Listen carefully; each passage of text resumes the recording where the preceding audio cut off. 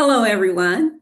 I'm Valora Washington of the CAYL Institute, that's Community Advocates for Young Learners, and we are delighted that you're here for this episode of the CAYL Catalyst webinar series.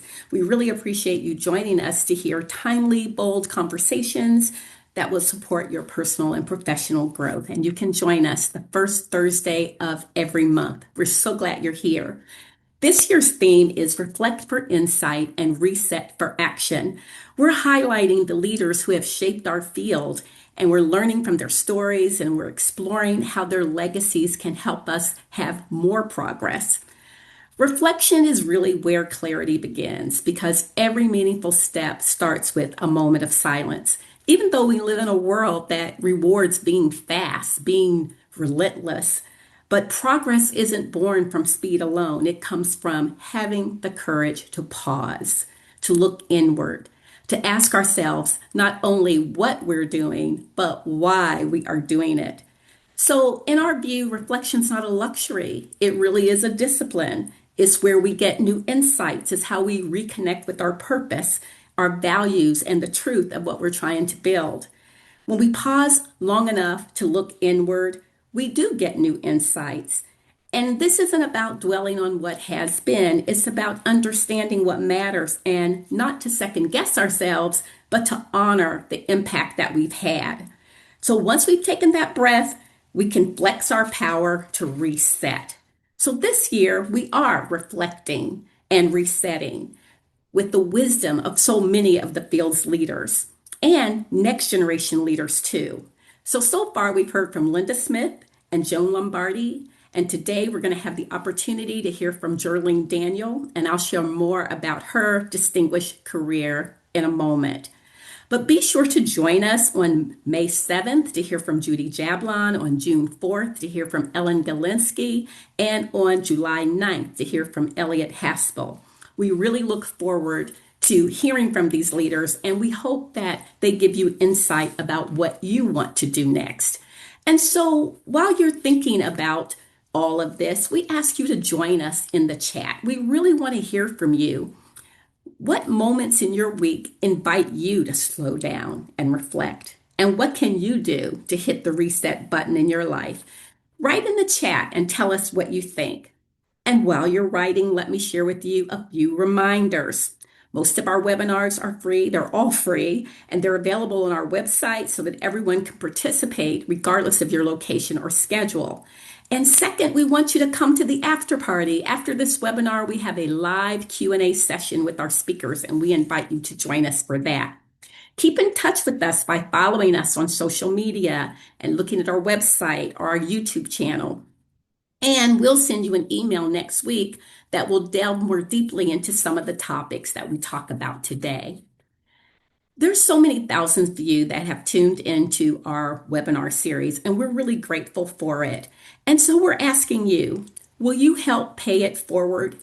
If these webinars have helped to shape your path in any way or strengthened your voice or provided you with important information or expanded your community, we invite you to pay it forward by giving a donation of any amount by texting CAYL to 53555, and we really appreciate it. Now let's start with our inspiring story of today. Jerlean Daniel, will you please join me on screen? We're so happy to welcome you. Thank you for being with us today.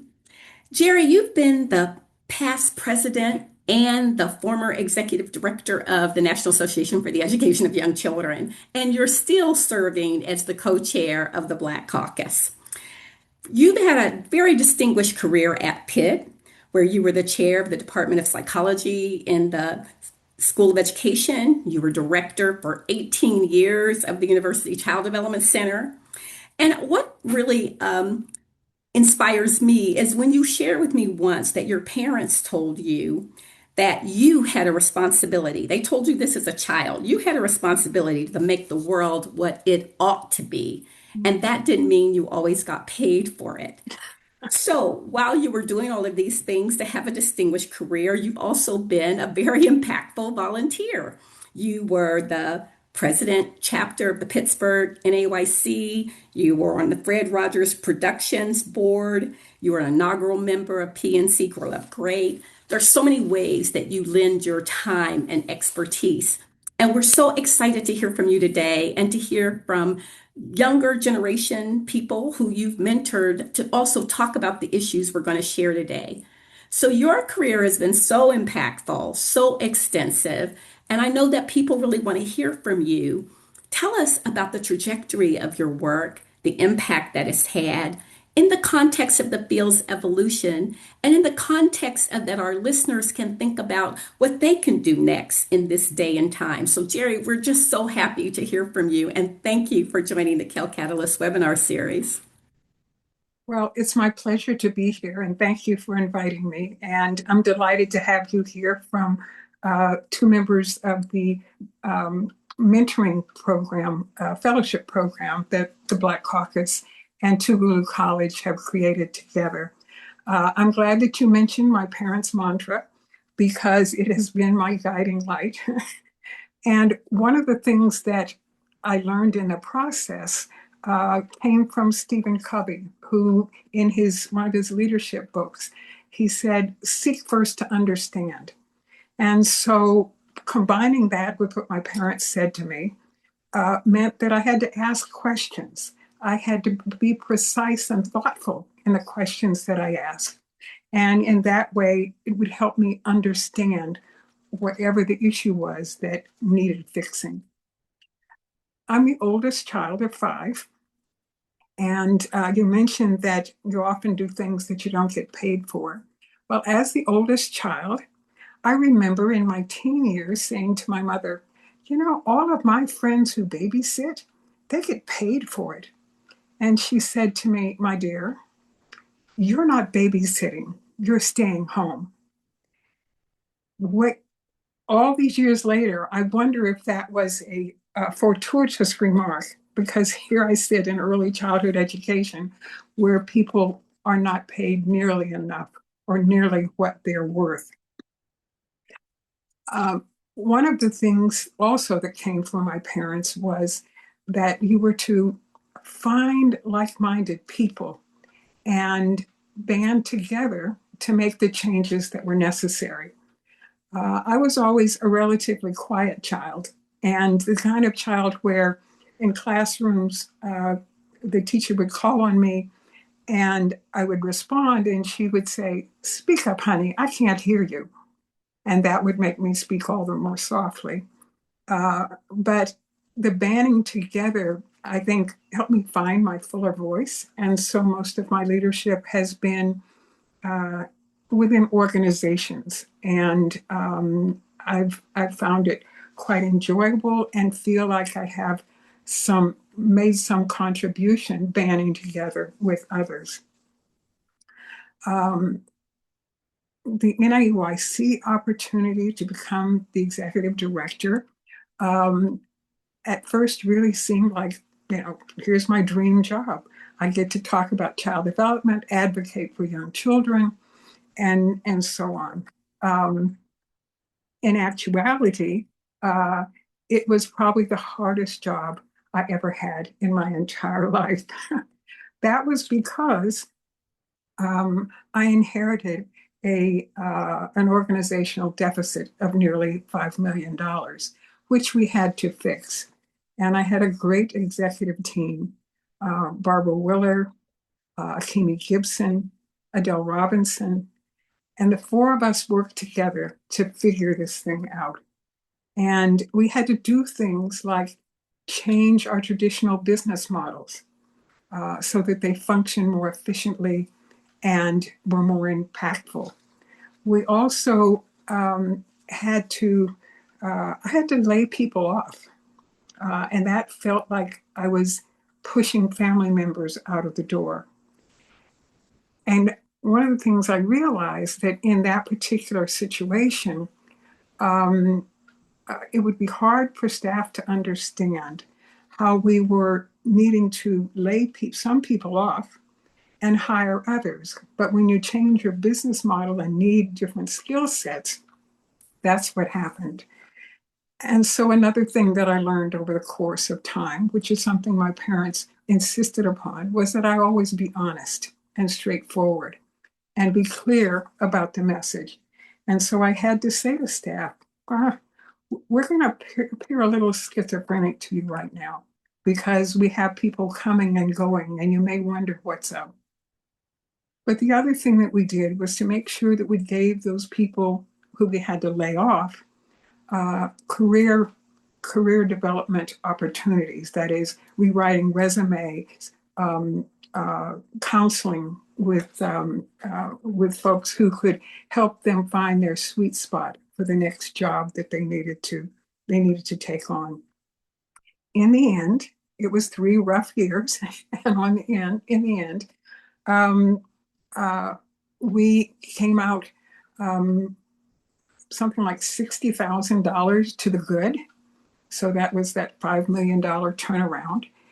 And also, uh, I was able to leave the association with a contract that just needed the signature of the next person coming in, a contract with the Saudi Arabian government, the Ministry of Education. They wanted to write early learning standards for Saudi Arabia, and they wanted an AYC to help. And so it was, I'm proud of having been able to make those financial adjustments, if you will, for the association, an association that I love dearly. A second thing that I'm really proud of is that I persisted in trying to help all of us in the association live up to our mission, live up to our dreams about what society could look like, how society could be equitable and just. And it went, I would say, perhaps the best description of that is that when I first came on the board, one of the things we talked about as we were writing things like just general standards, but also writing the accreditation standards, for example, we talked a lot about having reciprocal relationships with parents. And I kept asking, what does reciprocal look like? Define that for me, operationalize it. So if a person walked into the room, how would they know that the parent and teacher had a reciprocal relationship?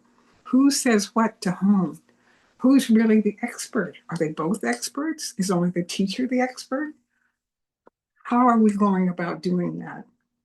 And all of these years later, continually having those conversations as an association, we've gotten closer and closer to a better definition of how we fulfill that mission related to equity and social justice. And so the latest version of that is the standard and book on advancing equity. And I've put that in the resource list for participants in this webinar. One of the things that the Black Caucus has done is, as we think about equity and social justice, one of the things we wanted to do was make sure that Black members of the association, as well as other people of color, had a bevy of opportunities to participate fully in NAEYC. There were a couple of surveys done of NAEYC members, and one of the things that Black members of the association said was that they couldn't figure out how to access leadership roles in the association. The, the pathway to leadership and having input in those kind of meaningful ways to bring their talents forward, they couldn't quite figure those out. And frankly, our affiliates look like the rest of the country. Some were really welcoming and swooped people up, and some not so much. And so people needed help figuring those things out. And so Maurice Sykes and I and a couple of other people Ed Green, Deborah Sullivan, and I'm sure I've missed somebody, Ann Terrell. We put together a mentoring program.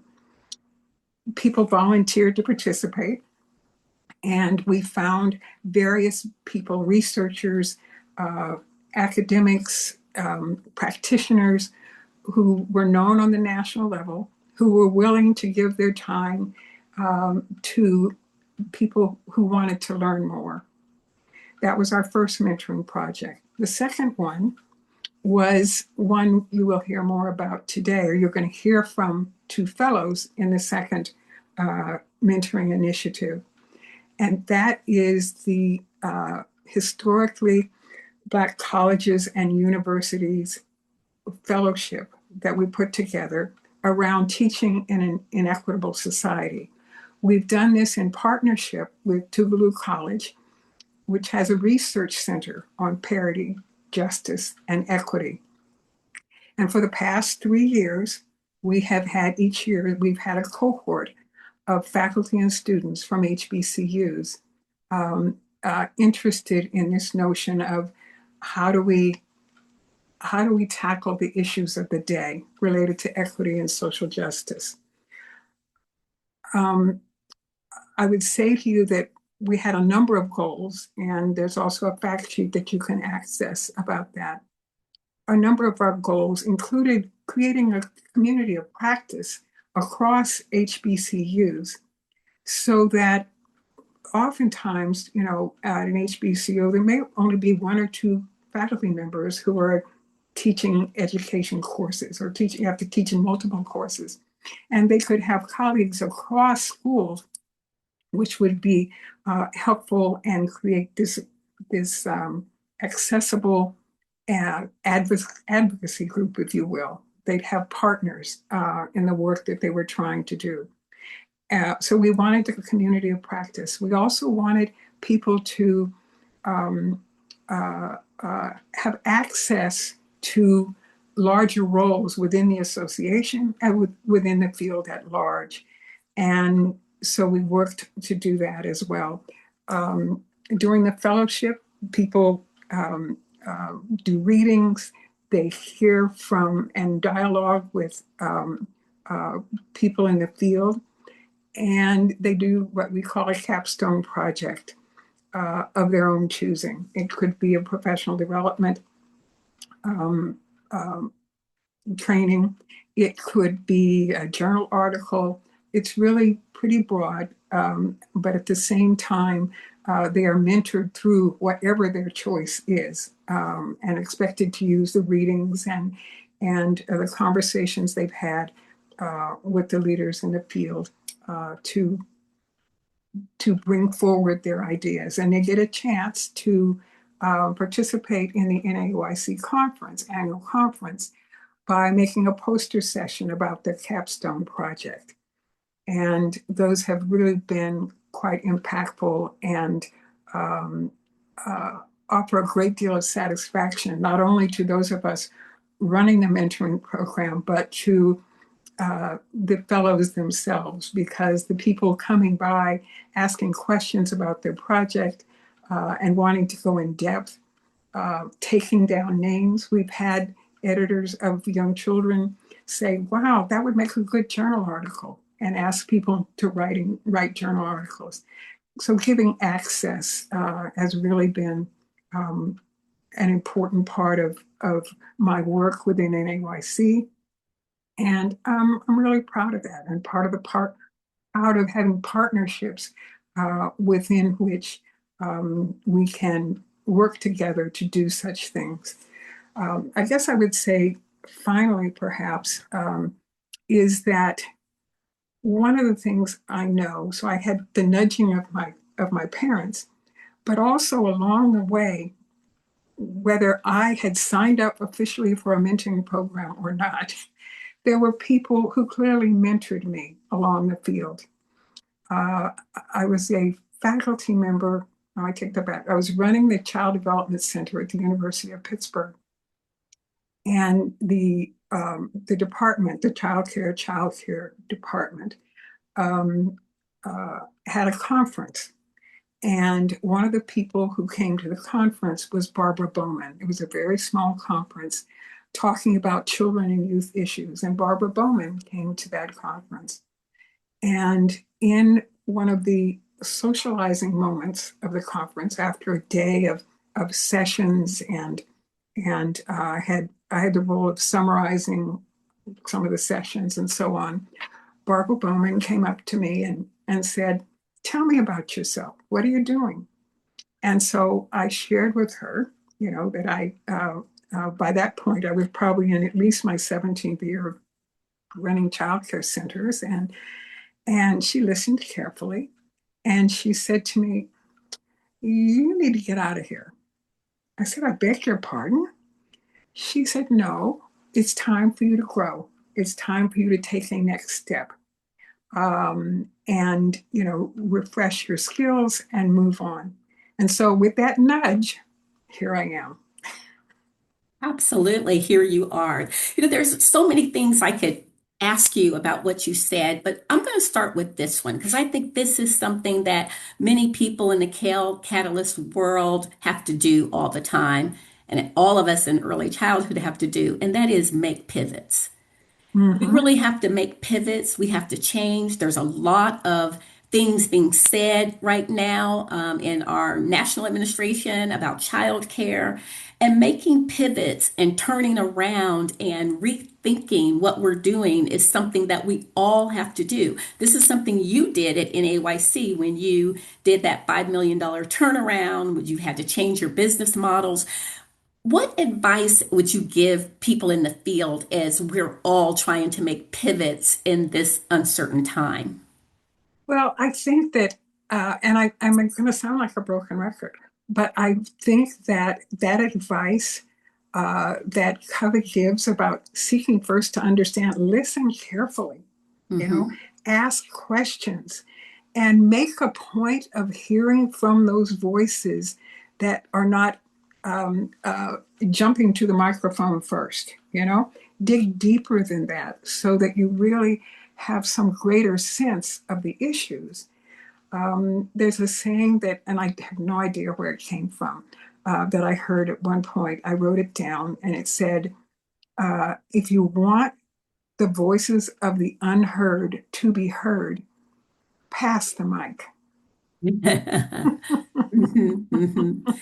And speaking of pass the mic, I know that I've known you for a long time, and one of the things that you told me is that people have often underestimated you throughout your career, but yet you've Mhm, held the highest positions in our association as both a volunteer leader and also as an executive leader. But people have always underestimated you. mhm, What would you mhm. say to those of us in the field who hear you say that, who see your great accomplishments, and maybe we feel that our voices aren't being heard? Mm, okay. And nobody believes me when I say that. But again, uh, I'm not I tend to be soft spoken, and I'm not somebody who's going to elbow my way to the front of the room. And when one is contemplative, soft spoken, people don't readily see that as leadership. And, um, but I can't be insulted by being underestimated. I just say to myself, well, they missed. Let me Say come at this. that again.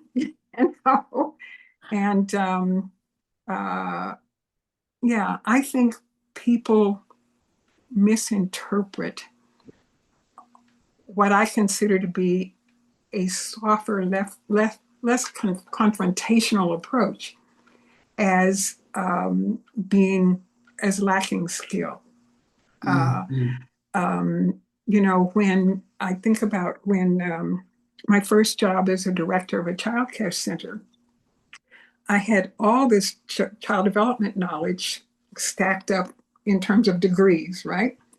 And the board that was interviewing me said, "But we don't see anything on here about finance. What can you tell us?" And I said to them, and they laughed, but I was quite serious. I said, uh, I do my own taxes. And they thought, well, that was just hysterical. But they hired me anyway. And within the first couple of months on that job, well, they had hired a CPA who took care of all the financial reporting. And at every board meeting, he was there and he laid out his reports, depreciating for the van and doing all kinds of important fiscal kind of information. But what Jerry Daniel could do was add and subtract. I knew X amount was coming in and X amount was going out.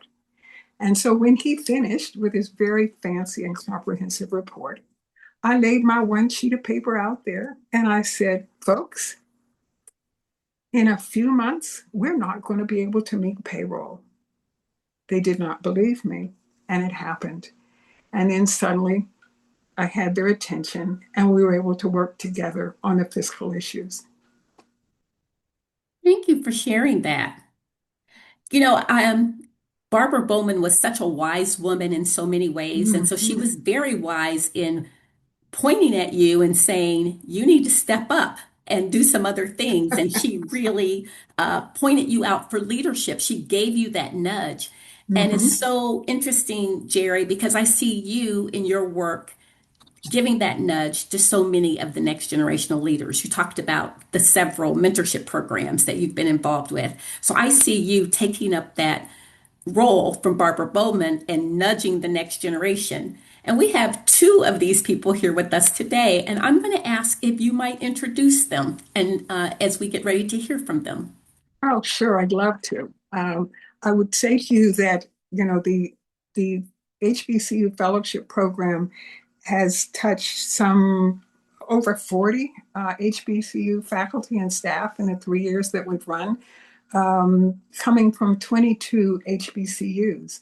And so here are two examples of some of the folks that have been part of the fellowship and have soared in the process. First, I'd like to introduce Marcy Butler. Marcy is in her second year teaching early childhood at Wiley University in Texas. Marcy holds a master's degree in uh, in special ed and education administration.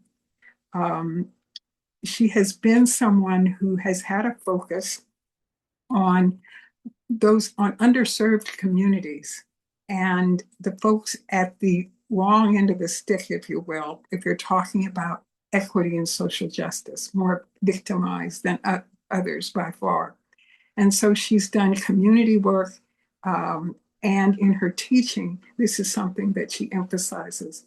And her capstone project, she thought about the educators she has known in her 12 years prior to being a faculty member, working out in communities and in schools.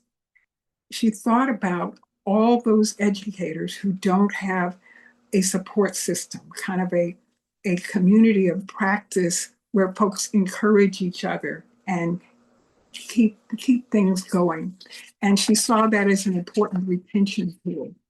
And so that was her capstone project, and hopefully she'll tell you a little more about it. We also have with us today Dr. Monisha Moore.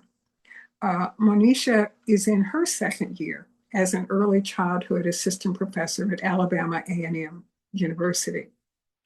Um, Prior to her role at Alabama A&M, she worked 20 years in public school systems. And so Monisha clearly knows the challenges and the rewards possible in public school systems. She knows about these inequities that we're trying to point to and overcome. Uh, One of the things what Monisha did for her capstone project is that she took on the challenge that everyone who works in diversity and equity kinds of issues talks about, and that is start with yourself. What are your biases? Who are you? And so in the fellowship program, we have everyone take the intercultural developmental inventory. And one of the options is you can go further. You can just take that snapshot, or you can go further than a snapshot and develop a plan of action for yourself to get to the place you want to be around your any biases you might have.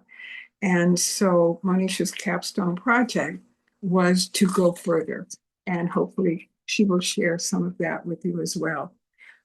Marcy, you want to take it from here? Sure, I sure will. Thank you, Jerry, for that introduction. So, my name is, as she told you, my name is Marcy Butler. I am the Director of Education Preparation Programs at Wiley University, as well as an assistant professor. And I just really enjoyed my time in the NAEYC Black Caucus Fellowship at Tougaloo. As Jerry was stating, my project, my capstone project, was over teacher retention. And we all know here in the United States that teachers and retention right now, that is one of the biggest problems.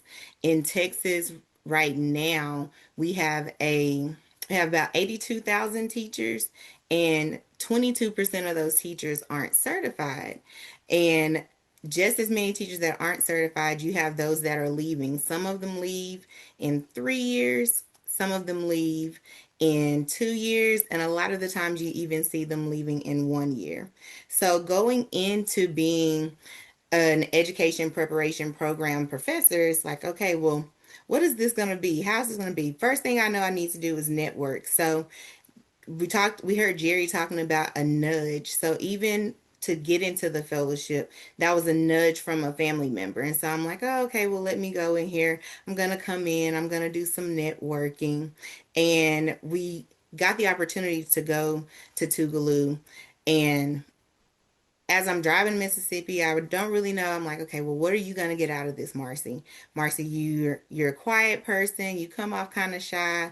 How are you gonna go to this place where you have no idea who these people are? We've met throughout the year via Zoom, but you don't know these people. And so once I got there, we sat around in a circle and I just started listening to people's stories, stories where I thought, oh, that only happened to me. Oh my goodness, that happened to them too. I thought I was the only one. It just began to break something open inside of me. And driving back from Mississippi to Texas, that long drive I had time to think. And honestly, that whole trip had me fired up. It got me really like, okay, now here's the fuel to what I'd already started. I just want to know, how do I keep my teachers, my teacher candidates from going through what I went through, feeling like they were the only ones. And I came up with Circles of Sisterhood.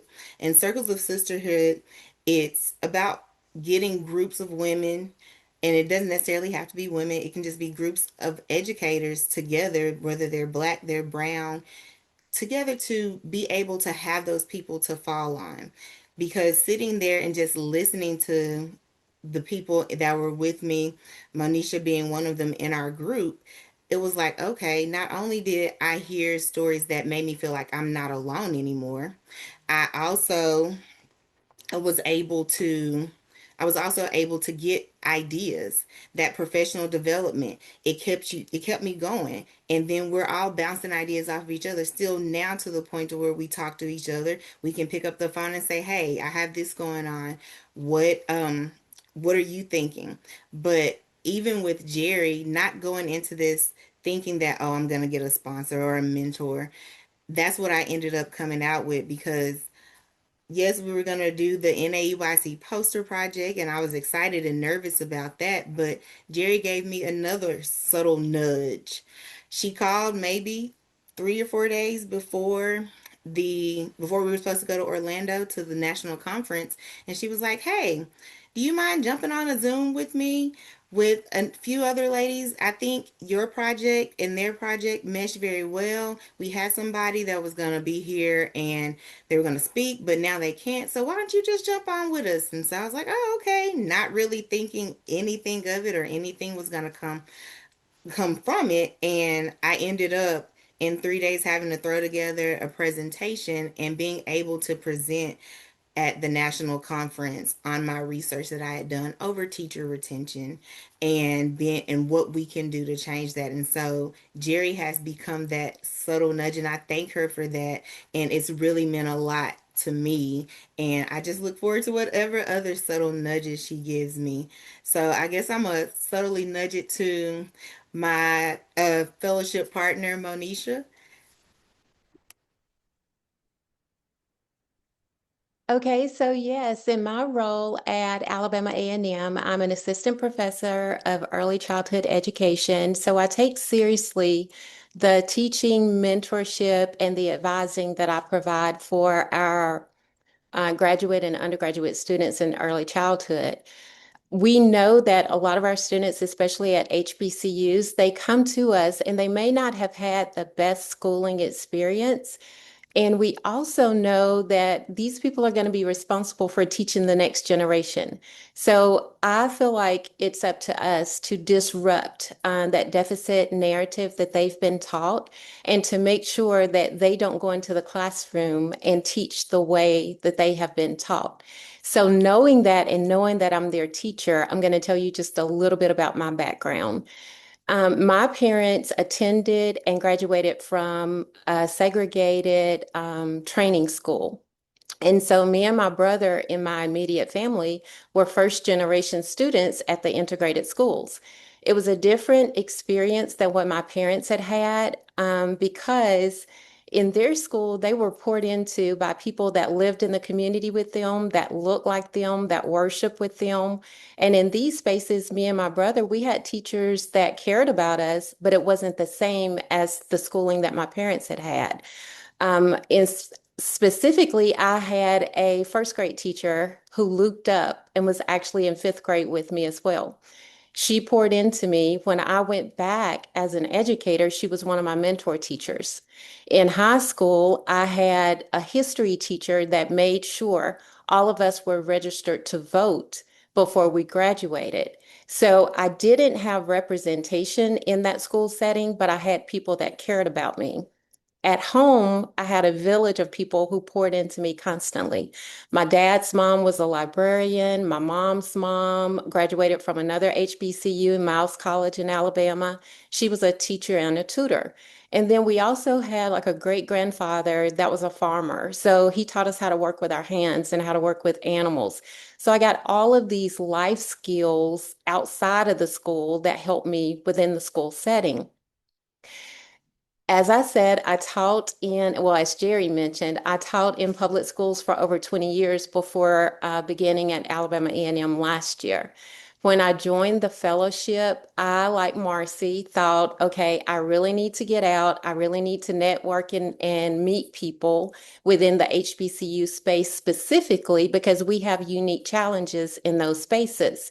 So when I joined the fellowship, I was already developing courses, developing syllabi in my job. So I didn't want to do that as my project. I wanted a distinct project that was different from the work that I did. So the IDI, when it came along, I was like, okay, I'm going to do that. Well, I thought I had everything together, right? Because I'm teaching social justice courses. I'm a culturally responsive person when it comes to interacting with my students, teaching my students. So I thought I had it all together. I get the results of the IDI back. I sit down with the counselor. And on a spectrum, I'm right in the middle. I'm in a category known as minimization. And what stuck out to me in minimization was I tend to look for common ground with people, even if we have differences. And thinking back, I did that. I did that because I was building a bridge from the classroom to the home for my students. And in doing so, I found that that trait kind of carried over in my personal life. So, what was happening with me? I wasn't getting to know people on a very deep level. I had superficial relationships. So, of course, when you have a project and you figure out what your problem is, you have to start doing the homework. And my homework was going into situations and looking at people and the way that different cultures interacted, and also paying attention to the way that I interacted with other cultures and other people. What I was doing was working on any internal biases that I hadn't really paid much attention to in the past. And in addition to going and looking at those people, I didn't necessarily have to interact in every situation. I could just take notes on what I saw happening. But when I interacted, I was challenged to go deeper with them. If they had the capacity, I would say, tell me more about what you're talking about. Tell me more about what you mean when you answer in this way. And what I found was I was creating narratives about people that were not necessarily true. So, of course, my next step was to create counter narratives. And in those counter narratives, what I found was every time I made up a narrative about a person that I didn't know, about a simple interaction that I may have had with them, when I created a counter narrative, I found that it gave grace. It gave grace to that person because I really don't know their story. I don't know why they interacted with me the way they did. It gave grace to me because in today's culture and climate, it's very easy to get inundated with other people's stuff when other people act a certain way and kind of dump their stuff on you. So it gave me grace in that area. But I think most importantly, it gave me grace with my students because that's the reason I'm at the university is to make sure that I'm disrupting those patterns. And I would say that was the biggest plus for me in the total experience. So now we will bring everyone else back to the conversation. Thank you so much, Monisha. Wow. What a courageous story you've told. What I love about that story and that I think relates to a lot of people on this webinar is that, there are some of us who feel that, we're the equity focused masters. And I think that's what you're saying in a way, you've got it together, that you have the equity focus and your job is just to share it with others. And then as you had the courage to look deeper, you found areas where you could grow as well. And I think that's such an important lesson that, yes, having an equity focus, but also constantly being mindful that we all have some internal biases and that we all can continue to grow. Did you experience that too, Marcy? Yeah, like you really kind of hmm it was very interesting because just as Monisha said, like we really all kind of had that idea of, oh, I'm gonna be here. And that was not the case at all. And I didn't do the project that Monisha did, but I've taken her experiences and from talking with her into my classroom. And she shared a story that she had gone through with one of her, I think it was a student on y'all's campus who what at a HBCU she was not a black student, and she was like, well, how, why are you here? And I took that and put it into one of my experiences. And so it was even just learning, even though I didn't do the in-depth training, but learning from Monisha and those narratives, that's really one of those things that I took back as well. Like that story of how the student was like, oh, well, I'm here because I've done all of this. And you would have never thought that. So creating those narratives and not thinking that way is like, okay, now I consciously think, let me think the opposite way. Or this is what I thought. Nope, let's flip that to a different way. Yeah, And I just want to jump in really quickly, if I can, please. and talk a little bit about that student that she's talking about. That student had attended all PWIs, and it And a was PWI is? a predominantly white institution Hmm. throughout her schooling. Hmm. She came to A&M. Well, she's actually in the PhD program, which is completely online. And I asked her after I taught her in a course, why did you come to A&M? Like, what is your story? Why are you here? And I think it's very important in this climate to point out that HBCUs are beneficial not just to Black people, Hmm. but especially to people like my student because she grew up, she went to school, she went back to her neighborhood school to teach. And she intentionally sought out an HBCU to attend because she wanted to change her narrative. She wanted to make sure that even in spaces where people didn't necessarily look like us in her classroom, she could stand in the gap and make sure that those students were socially just when they left her classroom. I appreciate that. I'm wondering, Jerry, if you can tell us a little bit of the evolution of what we now call equity and equity focus and a focus on social justice, because in your career, how we've thought about this work has evolved over time. Yes, it has. One of the things that growing up, my parents were in this era of integration. It was thought that, well, the way that we can level the playing field is that everybody go to school together. Everybody, let's integrate. Everybody live in neighborhoods together, and that was really hard work. I remember we moved to a neighborhood when I was in middle school that wasn't accustomed to Black folks. And one day the doorbell rang and I opened the door, and on the lawn was a cross burning. That was in Sacramento, California. Okay, that wasn't Deep South or anything. That was Sacramento, California. And I think as a people, we have evolved and tried to think really carefully about what's next. And I think epitomized by what's going on in the current scheme of things, where people are trying to obliterate Black history as though it doesn't exist at all, obliterate the history of any people who don't um, adhere to what the administration considers to be the golden child, if you will. Um, and I think all of us over time, we've used different words, and that reminds me, I will add to the resource list. There's a sheet that says each one of those words: diversity, equity, inclusion, social justice, that those words all ask different questions of us.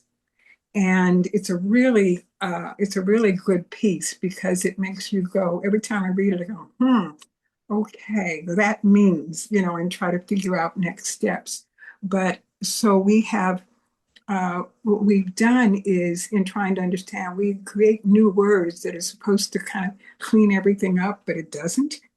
And so for my money, DEI, for example, diversity, equity, inclusion, the whole point of that is is social justice for everybody. And I'm hoping that in our evolution and the words that we use, that we finally got there and know what the point is and can get down to the business of getting it done. All of you are working in teacher education. Teacher education is challenging. Having people who are attracted to become teachers, or should I say, many people are attracted to become teachers, but they're not sure they can make a good living out of being a teacher. They may feel that the profession is disrespected. They don't want to experience that.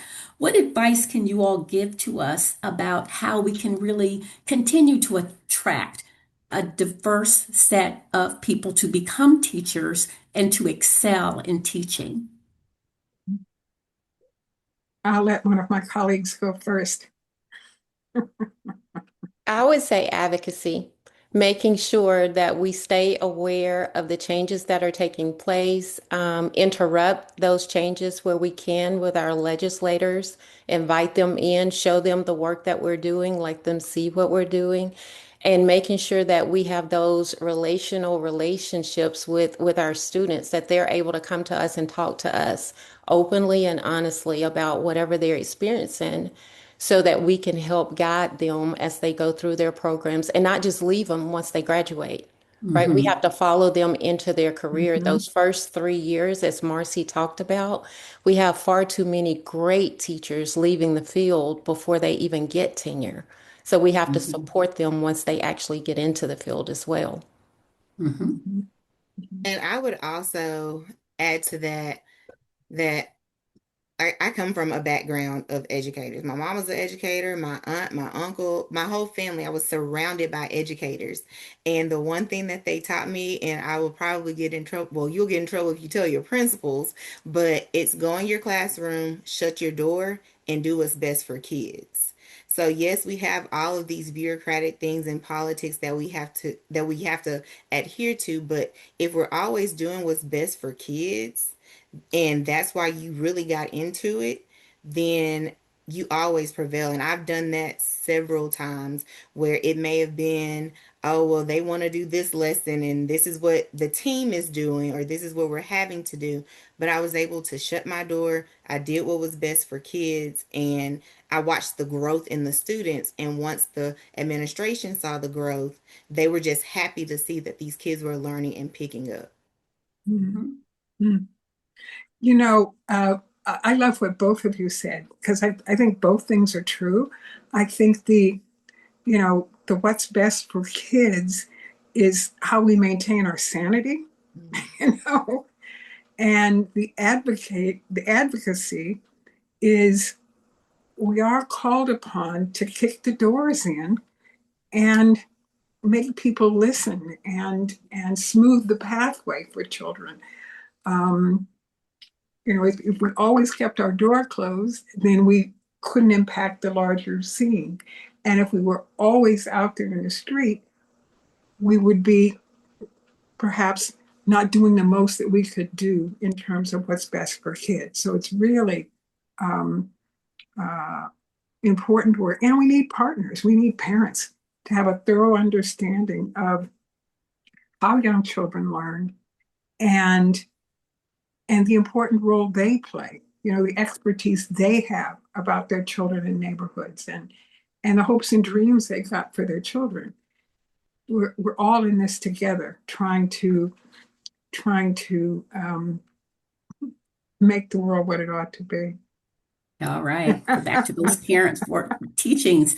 So, if we have time for one last question, one of the things that Jerry mentioned earlier was that, we're seeing some policy changes and some policy directions that may not be aligned with the vision that you have as leaders in HBCUs, the vision that you have as leaders for children, the vision that you have as mentors for others. So, what are the seeds that we should be planting right now for our children, but also for our teachers in the context of our current situation, but thinking beyond the current situation? What are the seeds we should be planting?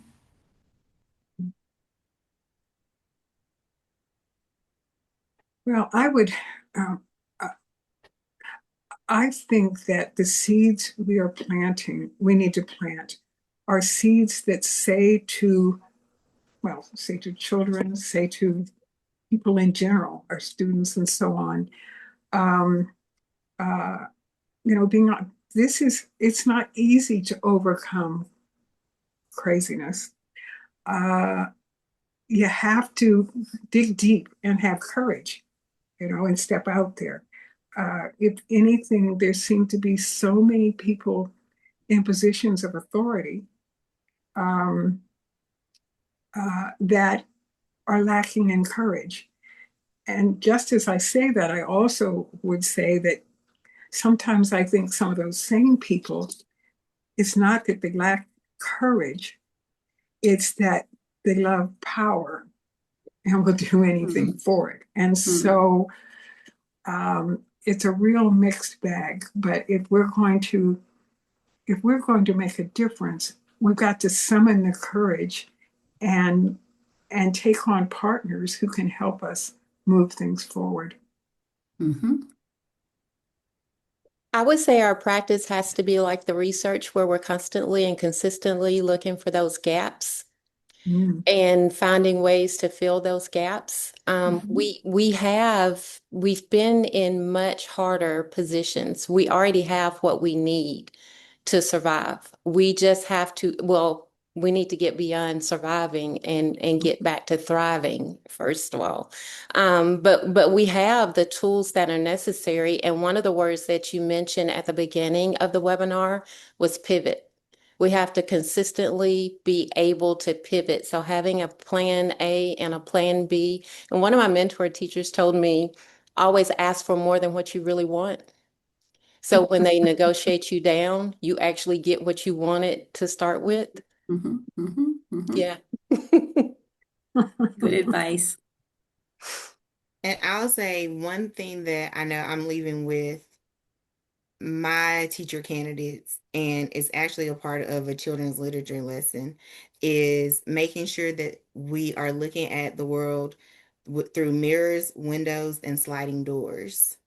And that being in a mirror, look at it as how you see yourself.